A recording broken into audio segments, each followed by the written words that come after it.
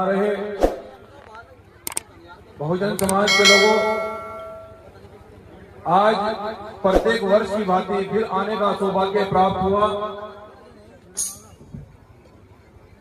और एक ऐसे संतों का हम लोग मार्गदर्शन करने के लिए यहाँ पर पहुंचे हैं। बहुजन समाज के लोगों,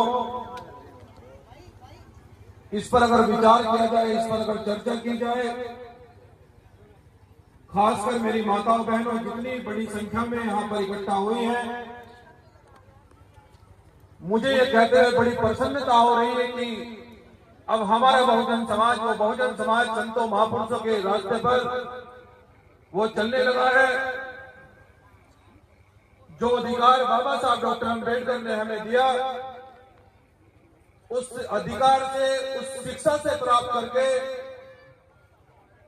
आज ऐसा देखने में प्रतीत हो रहा है कि आज हमारा बहुजन समाज अपने संतों महापुरुषों का मार्गदर्शन करके सामाजिक, आर्थिक और राजनीतिक परिवर्तन बड़े पैमाने पर करने जा रहा है। माताओं बहनों, बुजुर्गों, नौजवान साथियों,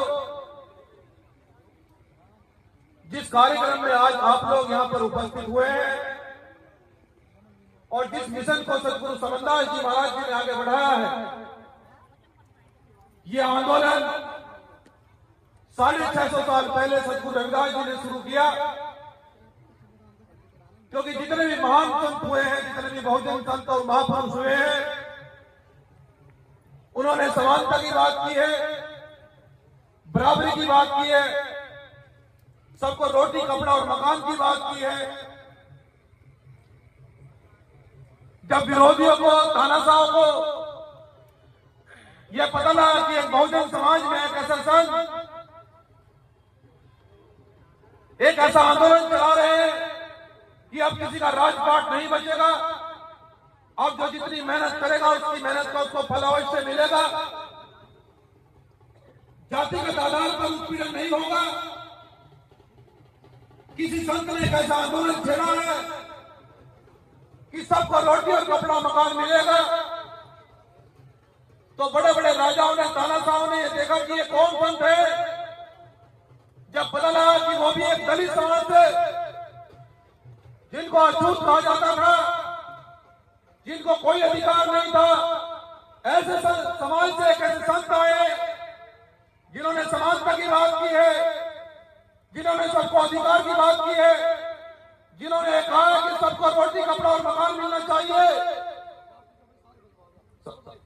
बड़े बड़े राजाओं ने पूछा कि रैदास आप क्या चाहते हैं, गुरु रैदास जी आप क्या चाहते हैं। गुरु रविदास जी ने कहा कि ऐसा चाहूं राज में जहां मिले सभी को और छोटे बड़े सब समाज बसे। गुरु रविदास रहे प्रसन्न कि हम ऐसा राज चाहते हैं, हम ऐसी व्यवस्था चाहते हैं जहां सबको रोटी, कपड़ा और मकान मिले, यहाँ किसी को ऊंच नीच भेदभाव की भावना से नहीं देखा जाए। इस आंदोलन की शुरुआत 650 साल पहले हुई, लेकिन खासकर माताओं बहनों, मैं आपको ये बताना पूरे विश्वास से कहना चाहता हूं कि आज हमारे देश में छुआछूत बंद हुआ। और मैं उन भाइयों से भी कहना चाहता हूं जो लोग बड़े बड़े डीजे लेकर भूत प्रेतों के पूजने के लिए जाते हैं, उन भूत प्रेतों की फोटो आज भी अपने घरों में लटकाकर उन्हें मानते हैं और अपने महापुरुषों को भूल गए हैं। यह व्यवस्था इसलिए परिवर्तन नहीं हुई। सदगुरु रविदास जी का सपना आज भी इसलिए देश में पूरा नहीं हुआ कि जो सदगुरु रविदास जी ने जिस आंदोलन की शुरुआत करी उसको बहुजन समाज नहीं समझ पाया। उस आंदोलन को बहुजन समाज इसलिए नहीं समझ पाया।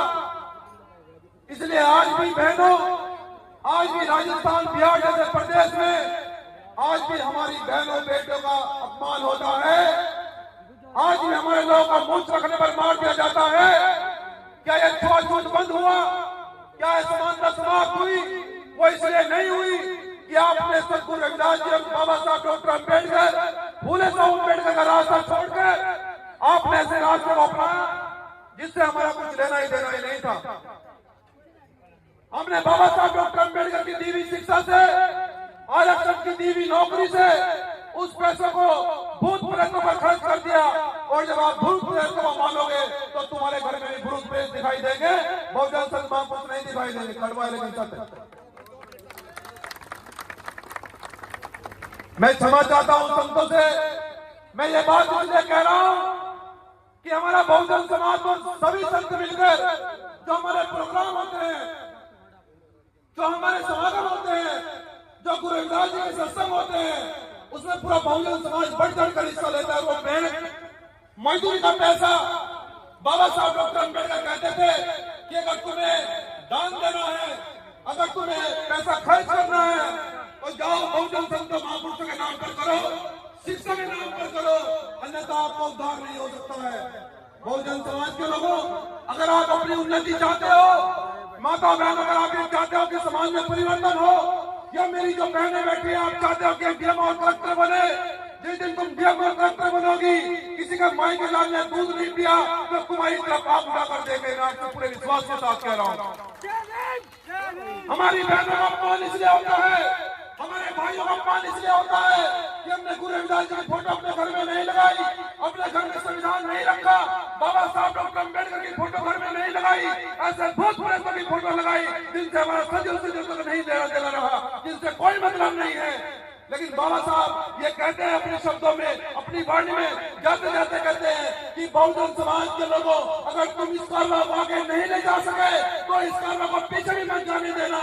मैंने ये कारवा तुम्हारे लिए बहुत मेहनत और मुसीबत से लाया हूँ। अगर तुम्हें मानना है तो गुरु रविदास जी को मानो, अगर मानना है महर्षि वाल्मीकि जी को मानो, अगर मानना है तो भगवान को मानो, उस लेबर को मानो जिसने तुम्हें अधिकार दिए हैं।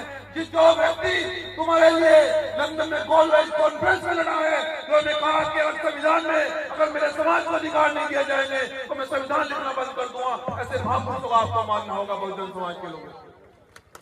अगर आप लोग सतगुरु रविदास जी का सपना पूरा करना चाहते हो, अगर आप लोग सतगुरु समनदास जी का सपना पूरा करना चाहते हो, ये जो संत हमारे मंच पर बैठे हैं, क्या इनका क्या उद्देश्य है आपने कभी सोचा है?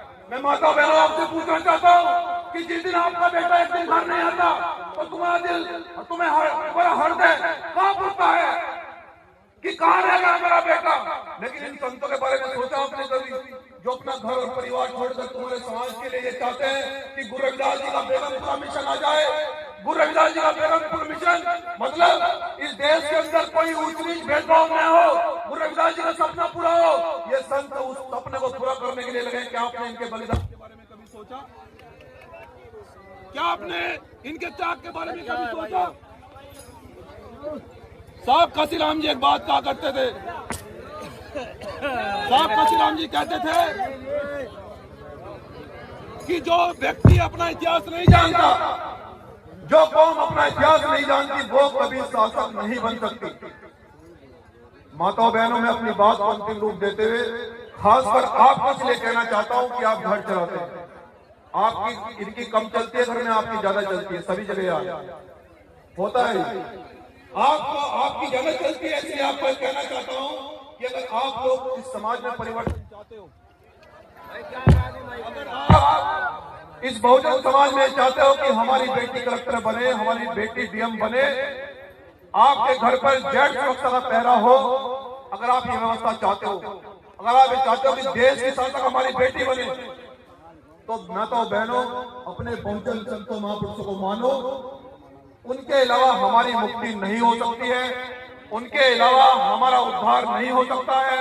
हमने जाने कितने प्रयास करे, वो कहावत है कि सबके सामने सर झुकाया, संविधान जब नहीं था सबके सामने सर झुकाया, सबके सामने माथा टेका, सबके सामने गिड़गिड़ाए, कहीं अधिकार नहीं मिला, कहीं सम्मान नहीं मिला। लेकिन जब से संविधान आया है, जब से गुरु रविदास जी को पढ़ा है, तो अगर कहीं खरोच की आती है तो हमारा बाबा साहब का दिया संविधान 307 लगा के जेल भेज देता है उस आदमी को। आप जानते हो ये सम्मान इन महापुरुषों ने दिया है, उन मनवादी लोगों ने नहीं दिया है। तो इसलिए मैं ये कहना चाहता हूं कि मुझे पूरा विश्वास है कि आप लोग मनवादी के रास्ते छोड़कर आप इन भूत प्रेतों को मानना बंद करोगे और अपने संतों महापुरुषों का मार्गदर्शन करोगे और आगे बढ़ोगे, निश्चित रूप से आगे बढ़ोगे। क्योंकि अगर इस दरबार में, संतों महापुरुषों के दरबार में अगर आप दान दोगे तो ये आश्रम बड़ा बनेगा, और अगर भूत प्रेतों के आश्रमों में उनके घरों में दान दोगे तो भूत प्रेतों के घर बड़े हो जाएंगे, वो फिर और दिक्कत करेंगे में खड़ी। तो भूत प्रेतों का घर बनाना चाहते हो या अपने संतों महापुरुषों का घर बनाना चाहते हो, आपको तय करना है। अपनी वाणी को विराम देते हुए जय भीम, जय भारत, जय गुरु रविदास, जय गुरु समनदास महाराज। धन्यवाद।